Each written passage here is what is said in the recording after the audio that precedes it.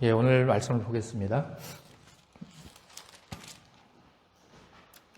오늘은 로마서 9장 30절에서 33절입니다. 신약성경 253면 로마서 9장 30절에서 33절 다 같이 합독하겠습니다. 시작. 그런즉 우리가 무슨 말을 하리요? 의를 따르지 아니한 이방인들이 의를 얻었으니 곧 믿음에서 난 의요 의의 법을 따라간 이스라엘은 율법에 이르지 못하였으니 어찌 그러하냐? 이는 그들이 믿음을 의지하지 않고 행위를 의지함이라. 부딪힐 돌에 부딪혔느니라. 기록된 바 보라 내가 걸림돌과 거치는 바위를 시온에 두노니 그를 믿는 자는 부끄러움을 당하지 아니하리라 함과 같으니라. 아멘. 오늘은 걸림돌이 아닌 모퉁이돌이라는 제목으로 말씀을 선포하고자 합니다. 여러분, 이스라엘은 참 돌이 많습니다. 제가 이스라엘에 갔을 때 모든 산이요 돌로 가득 차 있어요. 그러면 이스라엘이요 돌이라는 이 단어에 대해서 두 가지의 의미를 가지고 있다, 이렇게 표현을 합니다. 여러분, 모세를 통해서 하나님께서 성막을 지으시고 또 솔로몬을 통해서 성전을 건축하셨습니다. 그때 성전을 건축할 때 주로 사용됐던 것이 뭐예요? 돌이죠, 돌. 그렇죠. 때로는 뭐 레바논에 있는 백향목도 또 금도 이렇게 사용을 했지만 성전의 건축에 거의 주를 이루었던 것은 돌이었다라는 거죠. 그러면 하나님께서 왜 이렇게 성전과 성막을 사용하셨을까? 그것은 이스라엘 중심에 하나님이 계셔서 이스라엘을 통치하시겠다. 그래서 성전을 건축할 때 그들의 마음속에는 성전을 건축하는 거기에 합당한 돌이 하나님이 예배해 주시는구나, 그런 마음이 있었다라는 거죠. 그게 첫 번째 마음이에요. 그 다음에 두 번째 마음에는요, 여러분, 돌과요 또 아들이라는 단어가 있어요. 여러분, 화면 한번 보시면 영어로 한번 보시기 바랍니다. 돌은 영어로 뭐라고 그래요? stone. 다 아시죠? 아들은 뭐라고 그럽니까? son이라고 그러죠. stone은 철자가 몇 개입니까? 5개. son은 3개죠. 근데 히브리어로 보면요, 아들은 벤입니다. 여기도 모음과 자음을 합치면 세 단어예요. 철자가 3개입니다. 그리고 돌은 몇 개냐면 에벤이죠. 여기도 5개예요. 5개. 그래서 이스라엘 사람들은요, 돌과 아들과의 관계가 있다. 여러분, 썸도 잘 보십시오. 스톤에서 철자 3개가 어떻게 돼 있어요? 쫙 나왔죠? 그러면 히브리어도 보세요. 에벤, 벤, 비슷해요, 안 비슷해요? 비슷하죠. 그러니까 이 에벤이라는 그 돌에서 아들이라는 단어가 쫙 나왔다라는 것을 그냥 보기만 해도 알 수 있다라는 거죠. 여러분, 이걸 가지고 마가복음 12장 1절과 12절을 기가 막히게 해석이 가능합니다. 여기에 사용되는 말씀이 뭐냐면, 포도원이 있었습니다. 포도원에 주인이 있었는데요, 망대를 지어서 이 농부가 어마어마한 포도원을 가지고 있었죠. 그런데 세를 주고 타국에 갔습니다. 다 아시잖아요. 추수 때가 되니까 이제 주인이 종을 하나 보내서 자기들이 거두어들인 농작물에 대해서 세를 내라 보내죠. 근데 줍니까 안 줍니까? 안 주죠. 때립니다. 또 두 번째 종을 보냅니다. 그런데도 주지 않습니다. 세 번째 종을 보내니까 이제는 그 종을 또 어때요? 죽이죠. 이제 마지막에 주인이 종들을 보내니까 안 되니까 이제는 누굴 보내요? 하나밖에 없는 아들을 딱 보내죠. 그러면서 그 아들을 보내면서 생각하는 것이 뭐냐면, 이는 상속자이니까 그 농부들이 당연히 줄 것이다, 이렇게 표현을 하죠. 그런데 줍니까 안 줍니까? 안 주죠. 오히려 이 아들조차도 죽여요. 그리고 나서 10절에 보면 이런 말이 나옵니다. 제가 읽어보겠습니다. 너희가 성경의 건축자들이 버린 돌이 모퉁이에 머릿돌이 되었다. 이렇게 되죠. 네? 그러면 이 아들과 지금 돌과의 관계가 이제 연결이 돼야 안 돼요? 되잖아요. 여러분, 아들은 누굴 나타내요? 예수님을 쫙 나타내는 거죠. 그렇잖아요. 그러면 이제 머릿돌 대신 예수님, 여기에 대해서 우리가 인식이 가능하다라는 거죠. 여러분, 이것을 조금 더 깊이 사무엘하 7장에 나와 있는 내용을 가지고 한번 접목을 시켜볼 필요가 있습니다. 13절과 14절 같이 읽어봅니다. 시작. 그는 내 이름을 위하여 집을 건축할 것이요 나는 그의 나라 왕위를 영원히 견고하게 하리라. 나는 그에게 아버지가 되고 그는 내게 아들이 되리라. 이렇게 되어 있습니다. 그럼 돌을 가지고 뭘 건축한다고 그랬어요? 성전을 건축한다고 그랬잖아요. 그렇죠? 성전 건축이 됐습니다. 근데 14절에 보니까 나는 그에게 아버지가 되고 그는 내게 뭐가 된다? 아들이 된다. 여러분, 그러니 이제 성전과 돌과 아들 관계가 딱 이제 정리가 돼야 안 돼요? 쫙 되잖아요. 그렇죠? 이사야 28장 16절 말씀도 같이 읽어봅니다. 시작.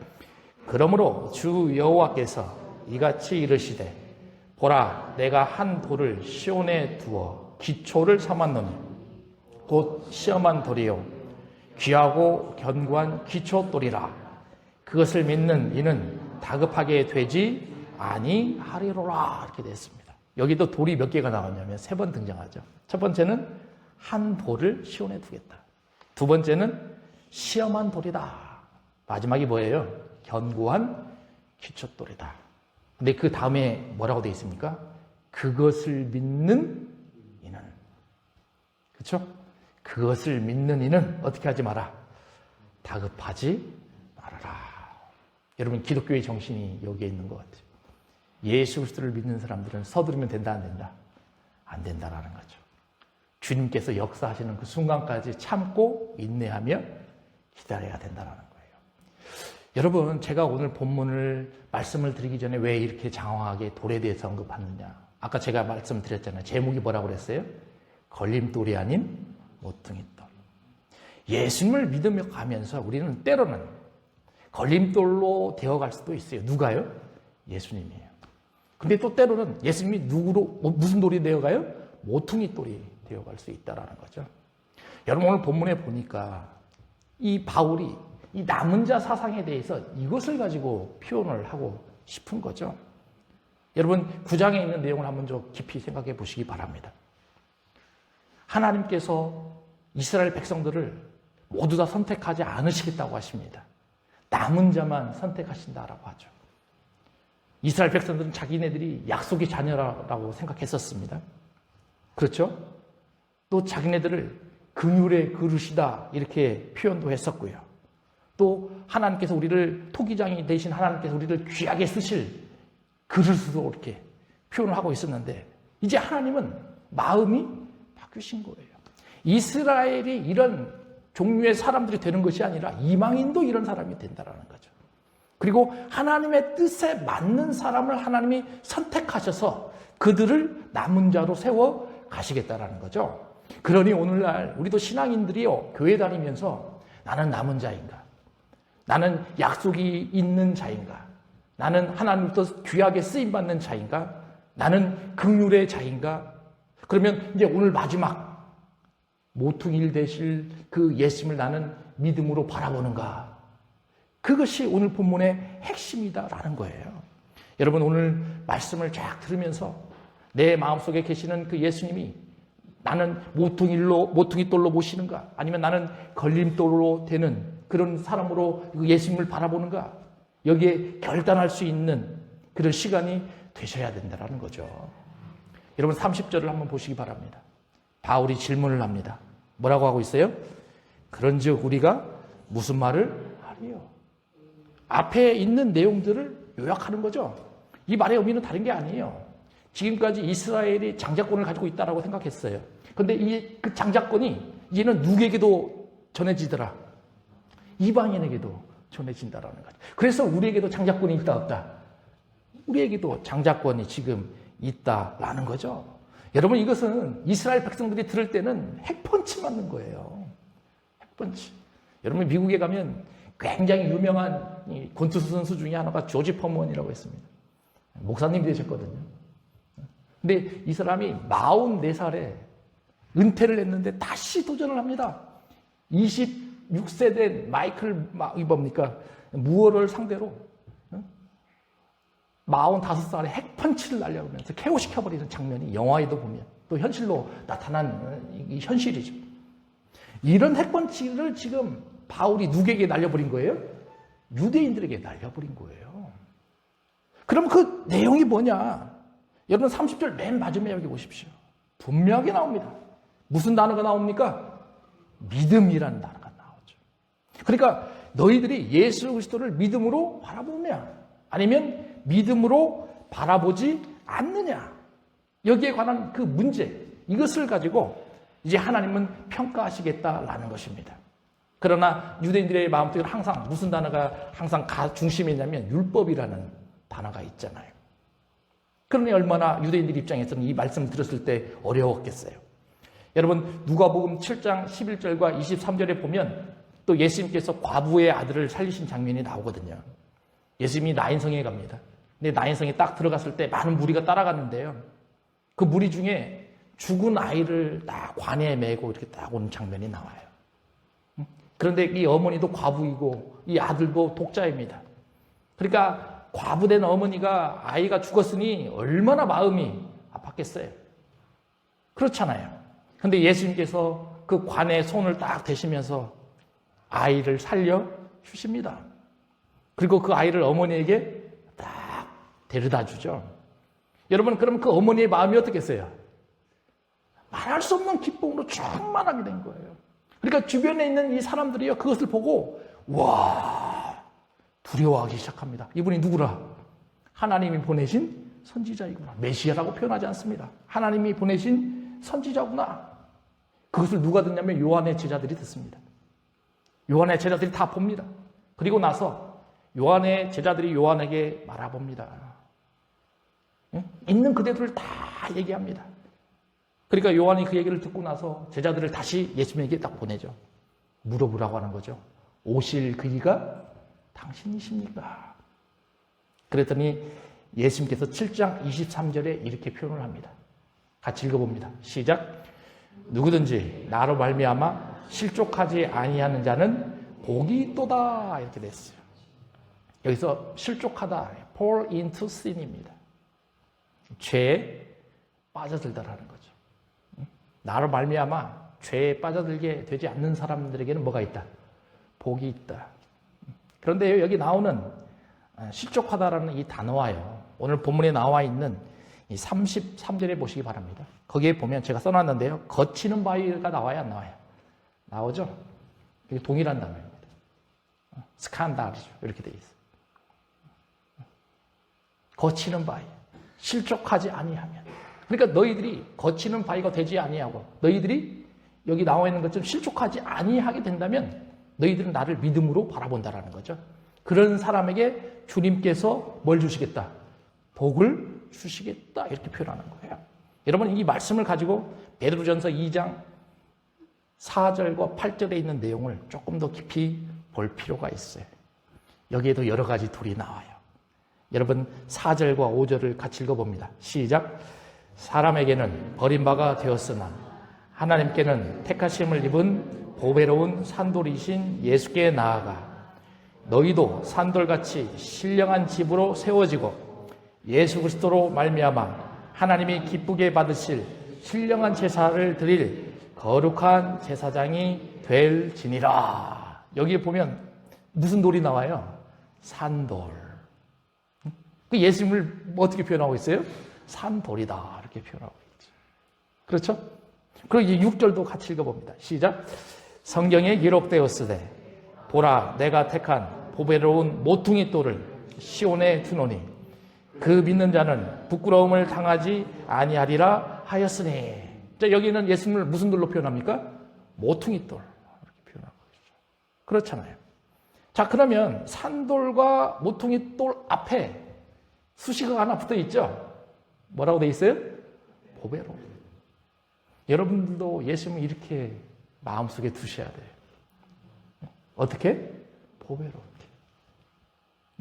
그래서 고린도후서의 질그릇 같은 우리 인생 속에, 우리 마음속에 누가 계시더라? 예수님이 계시더라. 그걸 뭘로 표현하고 있어요? 보배라고 표현하고 있잖아요. 바울이 그렇게 표현하잖아요. 그러니까 베드로도 바울의 사상과 동일한 현상으로 예수 그리스도를 보배로운 분으로 막 받아들여주는 거죠. 우리도 이런 신앙을 갖춰야 된다는 거예요. 자, 7절, 8절도 같이 읽어봅니다. 시작.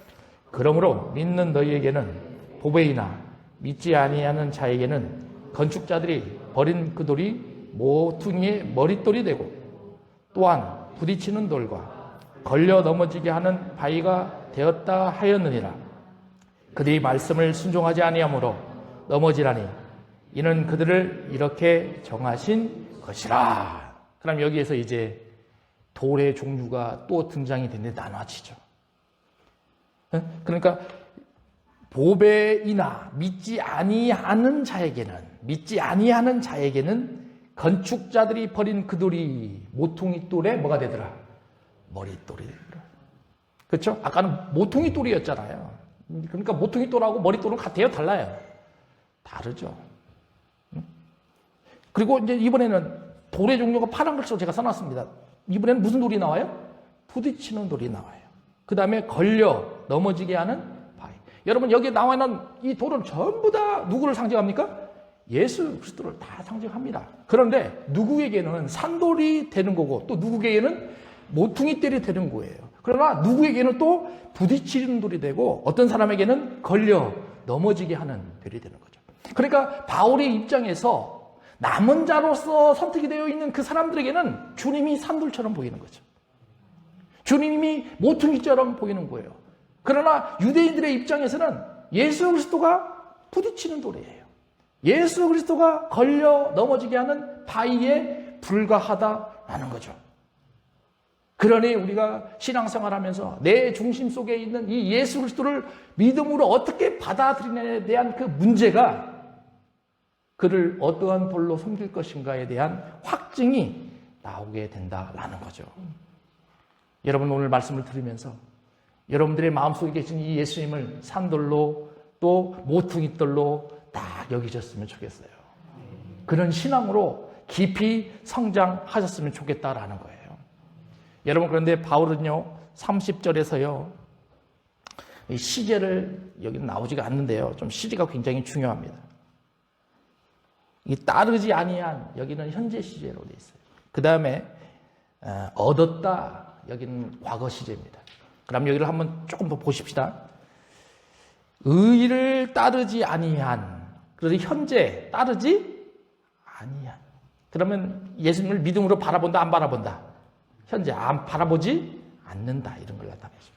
그런데 이방인들이 의를 얻었다. 그럼 부정과거예요. 그럼 순간을 나타냅니다. 그러면 비록 내가 예수 그리스도에 대한 의의를 믿음으로 바라보지 않았을지라도 과거에 않았을지라도 예수 그리스도를 믿음으로 바라보는 그 순간 나에게는 믿음의 의의가 온다라는 거죠. 그 사람이 하나님의 백성이 된다라는 거죠. 여러분 그래서 성령 세례가 그렇게 중요한 거예요. 그리고 여러분들이 신앙생활을 바라보면서 하나님의 의의를 바라보는 그 순간이 그렇게 중요하다는 거죠. 그것이 바로 내가 천국 백성이 되느냐 되지 못하느냐에 대한 결정적인 갈림돌이 될 수 있다는 거예요. 여러분 그러니 바울이 이런 고백을 하면서 지금 이방인들에게도 큰 도전을 줍니까 안 줍니까? 어마한 도전을 주죠. 그러면 때로는 이 유대인들에게는 큰 경각심이 돼요 안 돼요? 경각심이 여러분 이제 바울은요 31절에서 왜 이스라엘이 그러면 남은 자로서의 삶을 살아가지 못했는가에 대한 문제가 나오죠. 31절을 같이 읽어봅니다. 시작. 의의 법을 따라간 이스라엘은 율법에 이르지 못하였다 이렇게 돼 있어요. 여러분 이스라엘 백성들이 항상 주장하는 게 자기네들은 뭘 맡았어요?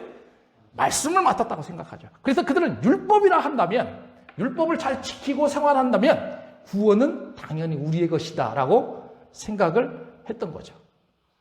그런데 바울이 표현한 거 보십시오. 율법을 어떻게 하고 있어요? 이루지 못했다. 율법을 완성화시킨 무슨 누구밖에 안 계십니까? 예수님밖에 안 계시죠. 인간이 아무리 노력을 해도 여기에 도달할 수 있다 없다? 없어요. 도달할 수 없어요. 그러니까 인간의 노력 가지고는 결단코 구원을 얻을 수 없다라는 것을 우리가 알 수 있는 거죠. 여러분, 어떤 분들은 이 표현을 가지고 유대인들의 허무함이 가장 높은 곳이 이곳이다 이렇게 표현하는 거죠. 여러분, 이들이 율법을 지키기 위해서 노력을 했어요, 안 했어요? 했어요. 근데 결말이 어때요? 좋아요, 안 좋아요? 안 좋죠. 다시 말하면 방향성을 제대로 잡지 못했다. 못 잡은 거예요. 그러니까 허무함의 극치가 유대인들에게 여기에 있지 않았나. 그런데 유대인들이 꼭 이것만 해당되냐? 아니죠. 그들은 하나님의 의를 강조하는 것보다 자신의 의를 훨씬 더 강조하고 있어요. 예수님께서 바리새인과 서기관들을 꾸짖을 때 이것 때문에 꾸짖는 거 아니겠습니까? 그렇잖아요. 그러니 자신의 의를 통해서 이스라엘 백성들이 남은 자로서의 삶을 살아갈 수 없음을 바울이 고백하는 것처럼 우리도 바울의 고백처럼 내 노력과 내 의지로서는 도무지 구원을 얻을 수 없음을 인식해야 된다는 거예요.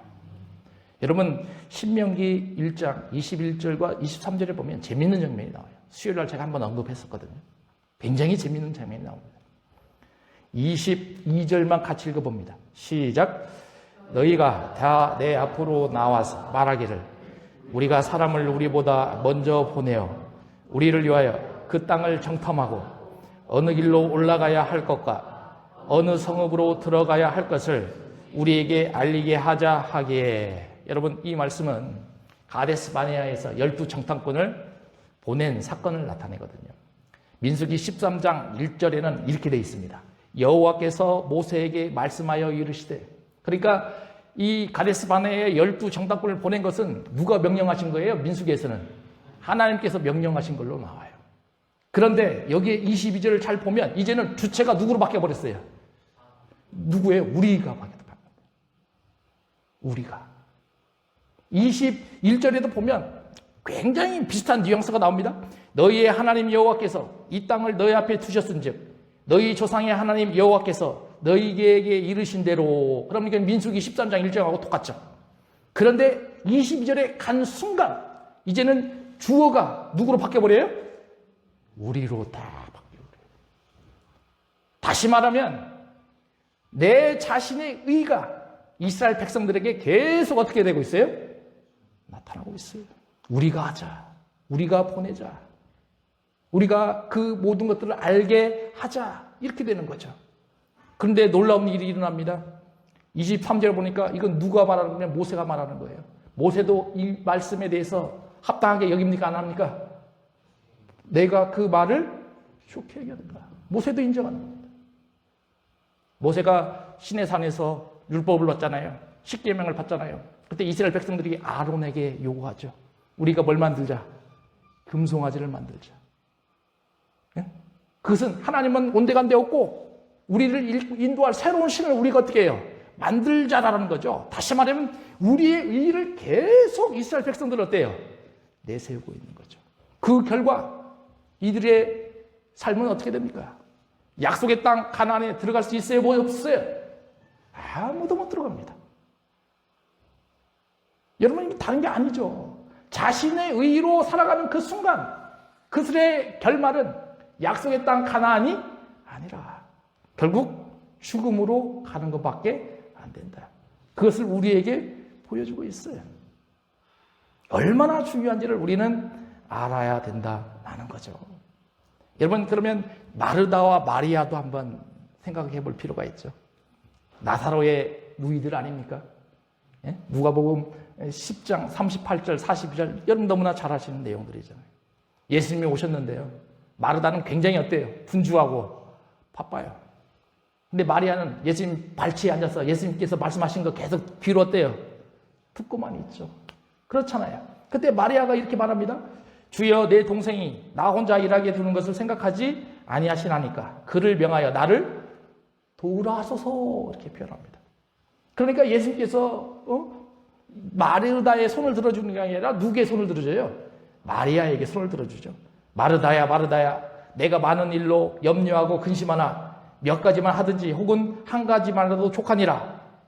마리아는 이 좋은 편을 택하였으니 빼앗기지 아니하리라. 지금 마리아가 뭘 하고 있냐면 예수님의 발치 아래서 예수님의 말씀을 듣고 있는 거죠. 그러지 않습니까? 여러분, 그러니 마르다는 아까 전자에 있는 식으로 해석을 하다 보면 자꾸 자기가 무슨 일을 만들어 가면서 자신의 의의를 어때요? 내세우는 거죠. 근데 마리아는 어때요? 누구만 바라봐요? 예수님만 바라보는 거예요. 그런데 예수님께서 합당하게 여기는 사람은 마르다가 아니라 누구였어요? 마리아였어요. 우리도 이러한 삶을 살아가야 된다는 거죠. 유대인들은 율법을 엄청나게 중요하게 여기잖아요. 재미있는 에피소드가 있습니다. 아카비 전쟁 때 시리아하고 이스라엘의 전쟁입니다. 유대인과의 전쟁. 이제 시리아가 유대를 이겼습니다. 그랬더니 시리아 왕이 유대인들에게 시험을 합니다. 너희들은 율법을 그렇게 잘 지킨다며 돼지고기를 한번 먹어봐. 그러면 내가 너희들 다 살려줄게. 근데 유대인들은 목숨보다도 중요하게 생각한 게 뭐예요? 율법. 결국 돼지고기를 먹습니까? 안 먹습니까? 안 먹습니다. 그래서 포로로 잡혀있는 유대인들이 다 어때요? 죽습니다. 사실입니다. 사실. 여러분, 또 유대인들은 요즘도 미국에 유대인들 많아요? 적어요? 많죠. 굉장히 많죠. 주일말 되면 검정 옷 입고 입어요. 검은 모자 쓰고 회당으로 가는 그런 모습들을 미국에서도 잘 보게 되죠. 우리가 이스라엘 갔을 때도 어마어마한 사람들이 그 성전에 가서 회당에 가서 이렇게 예배드리는 모습을 봤던 것 같습니다. 근데 지금도 그들은 율법에서 떠나질 않습니다. 주일날 불 켜면 된다, 안 된다? 안 된다. 그러니까 토요일날 미리 어때요? 불을 켜놓는다고 그러잖아요. 주일날 편지 2장 이상 쓰면 안 된답니다. 1장 이상 쓰면 안 된답니다. 그럼 편지도 몇 장만 써야 돼요? 딱 1장만. 또 주일날 어떤 것이냐면 무화과 나무 1개, 알 있죠? 열매. 그거 이상 들으면 안 된대요. 그러니까 물건을 든다, 안 든다? 안 된다. 근데 지금도 이런 것들을 자행하고 있다라는 거죠. 얼마나 어리석은 일인지 모르겠어요. 그만큼 유대인들은 아직도 방향성을 잘못 잡고 있다. 그들의 의의를 통해서 구원을 이루려고 하는 그들의 사상. 바울은 이것을 질타하는 거죠. 너희들 이제 남은 자의 사상을 가져라. 율법에 더 이상 의존하지 말라고. 예수 그리스도를 믿음으로 바라봐야 된다라는 거예요. 여러분, 이제 바울은요, 이제 마지막 표현을 합니다. 그것이 뭐냐면 32절과 33절이거든요. 여러분, 32절 같이 읽어봅니다. 시작. 어찌 그러하냐? 이는 그들이 믿음을 의지하지 않고 행위를 의지함이라. 부딪힐 돌에 부딪혔느니라. 이렇게 되어 있어요. 보십시오. 32절. 그들이 믿음을 의지하지 않고 뭘 바라봤다? 행위를 딱 바라봤다는 거죠. 질타하는 겁니다. 질타하는 거예요. 그리고 나서 부딪힐 돌에 부딪혔다라는 거예요. 부딪힐 돌에 부딪혔다. 자, 그러면 우리는 이제 베드로서에서 아까 제가 봤던 것처럼 산돌, 모퉁이돌. 그 다음에 여기는 이제 부딪힐 돌, 또 뭐라고 되어 있어요? 33절에는 걸림돌, 거치는 바위. 그렇죠? 그러면 예수 그리스도를 어떠한 관점으로 바라보느냐에 따라서 구원이 되느냐, 구원이 되지 않느냐 결정이 된다, 안 된다? 딱 된다는 거죠. 바울이 이거 설명하려고 그런 거예요. 근데 30절에서 정말 중요하게 생각했던 단어가 뭐였어요? 믿음이었잖아요. 여러분도 그런 예수 그리스도를 믿음으로 바라보셔야 됩니다. 그래야 그런 사람이 남은 자가 될 것이고요. 그런 사람이 구원을 이루어 갈 수 있다라는 거죠. 여러분, 바울은요, 32절과 33절을요, 두 구절을 딱 인용을 합니다. 첫 번째가 이사야 8장 14절입니다. 같이 읽어봅니다. 시작. 그가 그가 성소가 되시리라.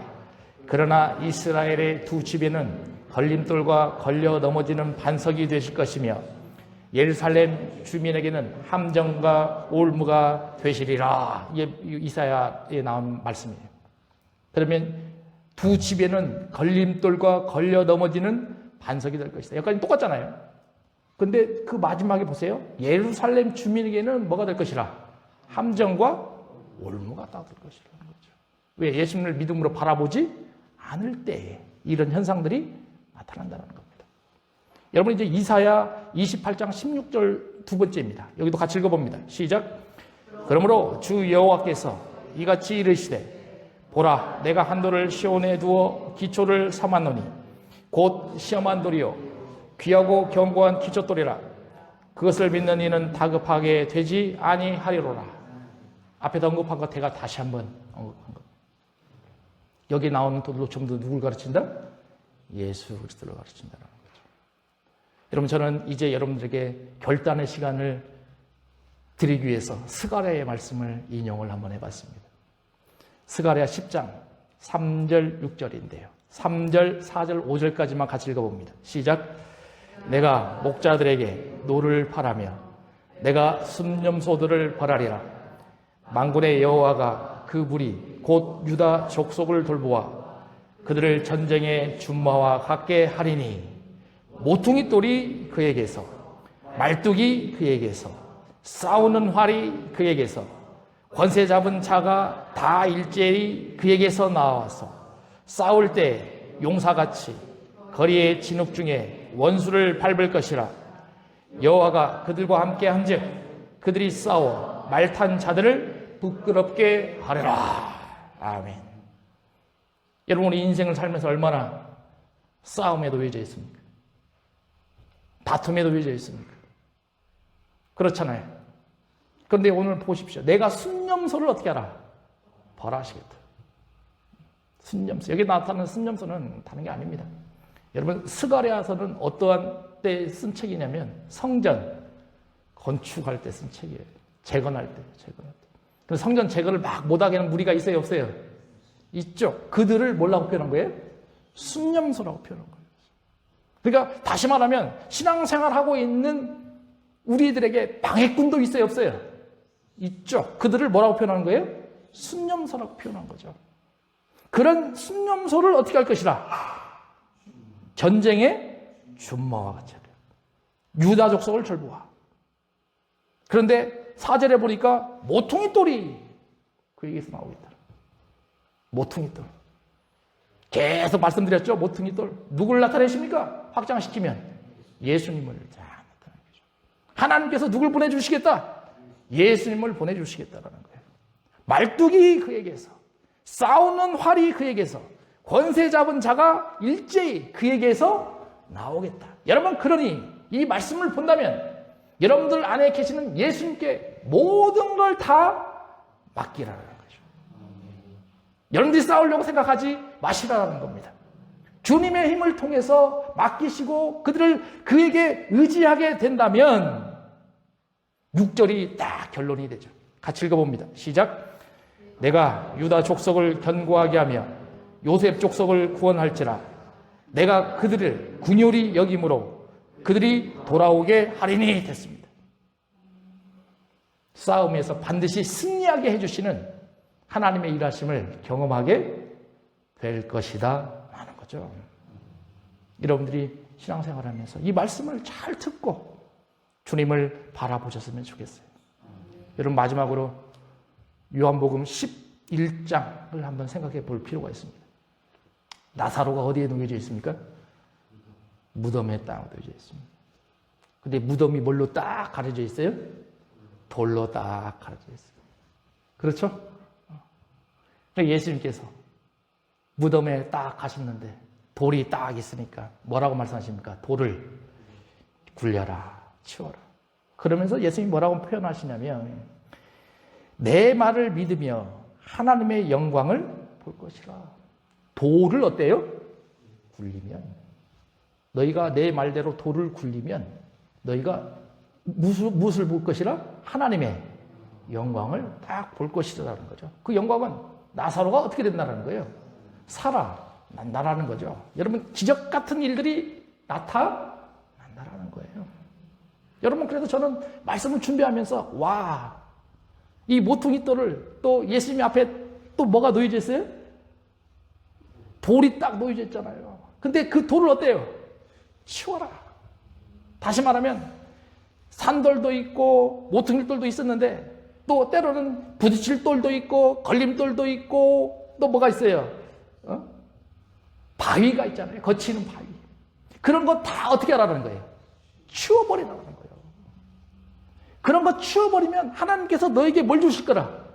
영광을 주실 거라는 거죠. 그런데 그 영광도 보통 영광이냐라는 거예요. 아니에요. 죽어져 있는 나사로를 어떻게 하는 거예요? 살리는 거예요. 세상 어느 것도 할 수 없는 그 놀라운 일을 주님께서 보여주시는 거죠. 여러분, 그러니 아까 제가 말씀드렸잖아요. 나인성에 갔는데 어머니가 있는데 아들이 어때요? 죽었어요. 죽었습니다. 근데 그를 살리잖아요. 그러면서 예수님께 뭐라고 하십니까? 실족하지 아니하는 자는 뭘 받을 것이라? 복을 받으실 것이라. 똑같은 내용 아닙니까? 여러분, 그러니 여러분들 앞에 놓여져 있는 이 거친 돌을 어떻게 하라? 굴러 치워버리십시오. 여러분들 앞에 놓여져 있는 부딪히는 돌 어떻게 하라? 치워버리라는 거예요.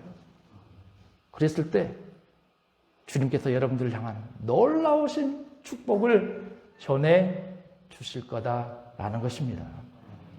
여러분, 말씀을 정리를 해보겠습니다. 남은 자 사상의 결론으로 보여지는 말씀이잖아요. 그렇잖아요. 이제 이 바울이 얼마나 이방인들에게 큰 힘과 위로를 전해주는 지를 우리는 깊이 알아야 되죠. 그동안 이방인들의 관점에서 약속의 자녀, 긍휼의 그릇, 쓸만한 그릇으로 여겨졌던 민족은 누구밖에 없었다? 이스라엘 백성밖에 없었다라고 생각했었잖아요. 그런데 이제는 그게 아닙니다. 하나님의 선택하심이 중요하다. 너희들이 예수 그리스도를 믿느냐, 믿지 않느냐의 문제가 훨씬 더 중요하다. 만약에 너희들이 그 예수 그리스도를 믿음으로 바라본다면 너희들이 이스라엘 백성들이 누리고 있는 장자권을 너희들도 그대로 어때요? 받아갈 수 있다라는 거죠. 여러분들은 받아가십시오. 이런 하나님의 놀라우신 축복을 누리시면서 인생을 살아가고 하나님을 동행하는 그런 신앙인의 삶이 되셨으면 좋겠습니다. 기도하겠습니다. 아버지 하나님, 은혜를 감사합니다. 주님께서 남은 자 사상에 대해서 말씀해 주셨는데 우리 앞에는 걸림돌이 있고 또 모퉁이 돌이 있습니다. 주님께서는 우리 앞에 놓여져 있는 걸림돌을 치우라 하셨습니다. 모퉁이 돌을 인정하셨을 때 주님께서 놀라우신 영광의 그 모습을 보여주시고 축복을 허락하신다 하셨사오니 아버지 하나님, 우리 인생을 살아가고 신앙생활을 하실 때 우리 앞에 놓여져 있는 그 부딪히는 돌, 거친 돌을 굴러가게 하여 주셔서 우리가 주님께서 원하시는 영광된 축복을 받도록 인도하여 주시옵소서. 예수님의 이름으로 기도하옵나이다.